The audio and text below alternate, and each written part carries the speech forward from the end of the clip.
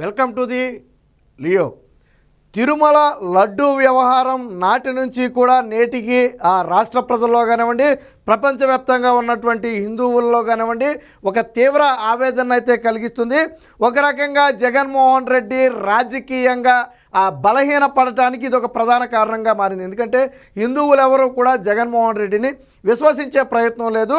Court తీర్పులతో సంబంధం లేకుండా వాళ్ళు బలంగా జగన్మోహన్ రెడ్డి హయాంలో ఈ అపచారం జరిగిందని వాళ్ళు బలంగా నమ్ముతున్నారు. దాది జగన్మోహన్ రెడ్డికి తెలిసే జరిగిందనేది ప్రధానంగా వాళ్ళ అభిప్రాయం. అయితే ఈరోజు సుప్రీంకోర్టులో అయితే లడ్డూకు సంబంధించి విచారణ అయితే సాగుతుంది. ఇప్పటికే సుప్రీంకోర్టు గతంలో కొన్ని వ్యాఖ్యలు చేసింది, మనందరం చూసాం. దాన్ని వైసీపీ గెలుపుగా భావించింది. కోర్టు చేసిన వ్యాఖ్యలు ఏంటంటే, చంద్రబాబు గారు లాంటి వ్యక్తి, అంటే ఒక రాష్ట్రానికి ముఖ్యమంత్రిగా ఉన్నటువంటి వ్యక్తి స్పష్టమైన ఆధారాలు వచ్చే వరకు మాట్లాడకుండా ఉంటే బాగుంటుంది అనేది దాని ప్రధాన ఉద్దేశం. సరిగ్గా దాని కాసేపు పక్కన పెడదాం. తర్వాత దీన్ని కేంద్ర ప్రభుత్వ సంస్థతో దర్యాప్తు జరిపించాలా, లేదా ఏ సిట్టింగ్ జడ్జితో అన్న స్వతంత్ర దర్యాప్తు సంస్థతో జరిపించాలా, లేదా ఆంధ్రప్రదేశ్ ప్రభుత్వం ఏర్పాటు చేసినటువంటి సిట్టుని కొనసాగించాలా, ఈ మూడిట్లో ఏం చేస్తే మంచిదని మీరు భావిస్తున్నారు అని కేంద్ర ప్రభుత్వాన్ని అయితే నిర్ణయం చెప్పమని చెప్పి సోలిసిటర్ జనరల్ తుషార్ మెహతాను అయితే కోరటం జరిగింది. బుధవారం నాడు ఏ విషయం చెప్పాలని చెప్పి చెప్పడం జరిగింది, గురువారం నాడు. సో ఈరోజు అయితే దానికి సంబంధించి విచారణకు వస్తుంది. అయితే జగన్మోహన్ రెడ్డికి ఎప్పుడైతే కోర్టు కేంద్ర ప్రభుత్వ నిర్ణయాన్ని అడిగిందో అప్పటి నుంచి జగన్మోహన్ రెడ్డికి నిద్ర పట్టట్ల. వాస్తవానికి జగన్మోహన్ రెడ్డి ఏంటంటే, ఇప్పుడు తెలుగుదేశం పార్టీ, జనసేన, బీజేపీ కూటమిలో ఉన్నాయి కాబట్టి జగన్మోహన్ రెడ్డి నిస్సహాయ స్థితిలో ఉండి ఏమీ చేయలేని పరిస్థితి. అయినప్పటికీ కూడా ఈ కేసు నుంచి బయటపడాలి, ఈ అపవాదం నుంచి తనను బయట వేయాలి. ఏదైతే ఆ లడ్డూ వ్యవహారంలో జగన్మోహన్ రెడ్డి పాత్ర ఉందని బలంగా నమ్ముతున్నారో దీని నుంచి ప్రజలను డైవర్ట్ చేయటం కోసం జగన్మోహన్ రెడ్డి కొంతమంది బీజేపీ నేతల వద్దకు పరుగు పెట్టినట్టుగా ఆఫ్ ద రికార్డు సమాచారం అయితే ఉంది. కొంతమంది దోతలను, జగన్మోహన్ రెడ్డి కూడా చిన్న వ్యక్తి కాదు, నిన్నటిదాకా కూడా ముఖ్యమంత్రిగా ఉన్నటువంటి వ్యక్తి, కేంద్రంలో పలు పరిచయాలు ఉన్నటువంటి వ్యక్తులు. సరే, రాజకీయ పరిచయాల కంటే కూడా జగన్మోహన్ రెడ్డికి ఆర్థికపరమైనటువంటి పరిచయాలు చాలా ఎక్కువ.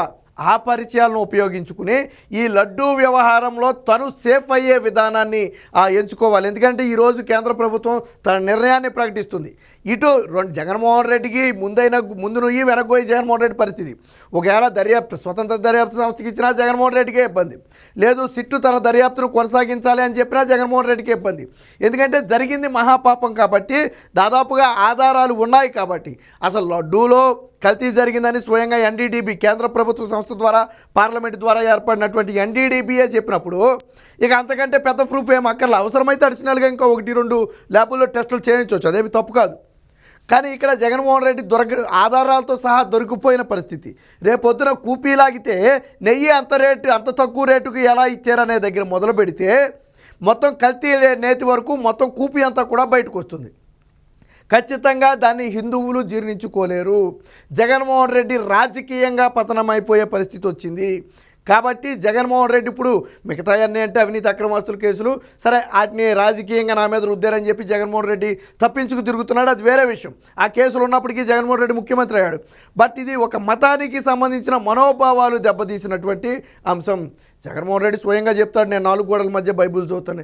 తప్పేం కాదు, ఎవరి మతాన్ని వాళ్ళు గౌరవించుకోవాలి, పరమతాన్ని కూడా గౌరవించాలి. అందులో ముఖ్యమంత్రి స్థాయిలో ఉన్నటువంటి వ్యక్తి ఏ మతస్థుడైనప్పటికీ కూడా అన్ని మతాలకు సమానంగా చూడాలి, ఆ మత విశ్వాసాలను పాటించాలి. కానీ ఇక్కడ జగన్మోహన్ రెడ్డి హిందువుల మత విశ్వాసాలకు విఘాతం కలిగించాడు.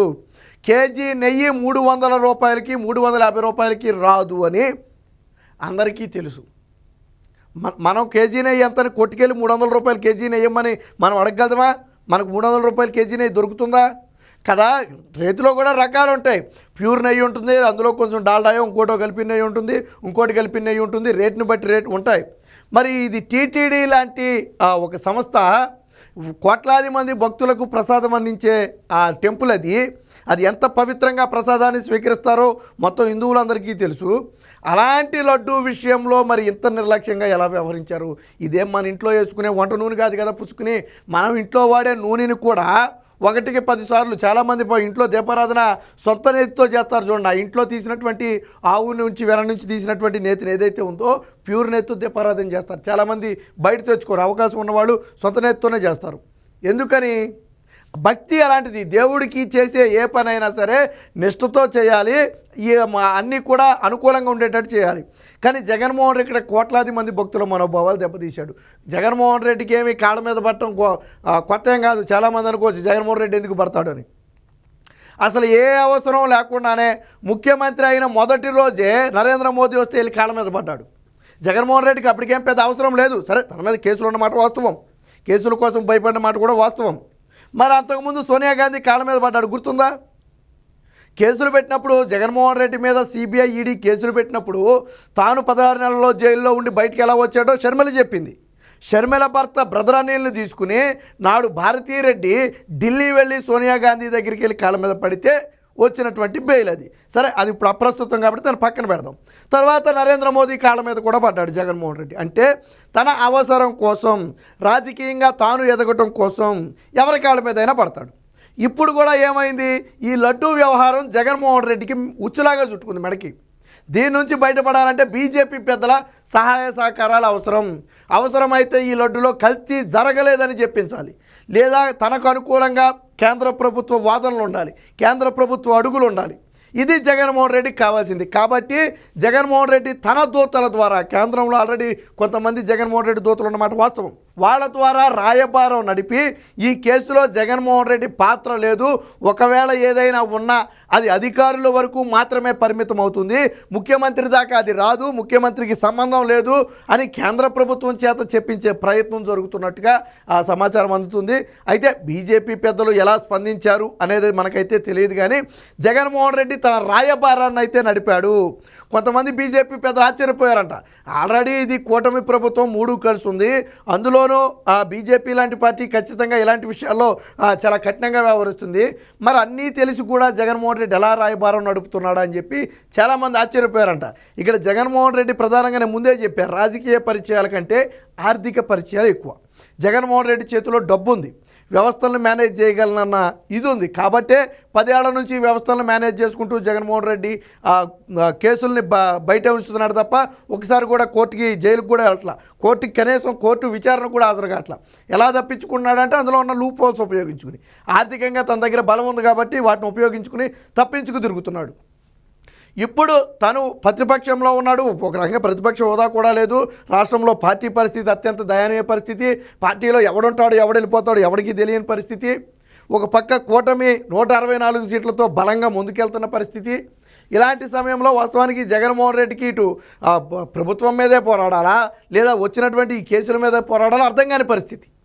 కాబట్టి ఈ ఒక్క విషయంలో తనను సేవ్ చేయాలని, దీనికి జగన్మోహన్ రెడ్డికి సంబంధం లేదనే విధంగా ప్రజల్లోకి తీసుకువెళ్ళగలిగితేనే తాను బ్రతికి పట్టగడతానని చెప్పి జగన్మోహన్ రెడ్డి భావించినట్టుగా తెలుస్తుంది. దాంతో ప్రధాని నరేంద్ర మోదీ వద్దకు తన దూతలను పంపి రాయబారం అయితే చేసినట్టుగా తెలుస్తుంది. బట్ ప్రధాని ఏ విధంగా స్పందించారు, జగన్మోహన్ రెడ్డికి సాయం చేస్తానని చెప్పారా లేదా చీకొట్టి పంపేశారా అనేది మనకైతే తెలియదు. కానీ జరిగింది మాత్రం వాస్తవం. కాబట్టి జగన్మోహన్ రెడ్డి భయపడుతున్నాడు. జరిగింది మహాపాపం, తప్పు అని జగన్మోహన్ రెడ్డికి తెలుసు. చివరికి తిరుమల వెళ్ళి లెంపలు కూడా వేసుకోలేని పరిస్థితి, తిరుమల వెళ్ళటానికి కూడా భయపడ్డాడు జగన్మోహన్ రెడ్డి.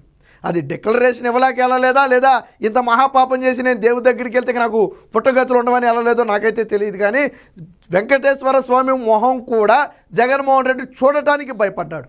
అంటే ఖచ్చితంగా ఈ పాపం జగన్మోహన్ రెడ్డికి తెలిసే జరిగిందనేది ఇప్పుడు ప్రధానంగా ప్రజల్లో ఉన్నటువంటి భావన.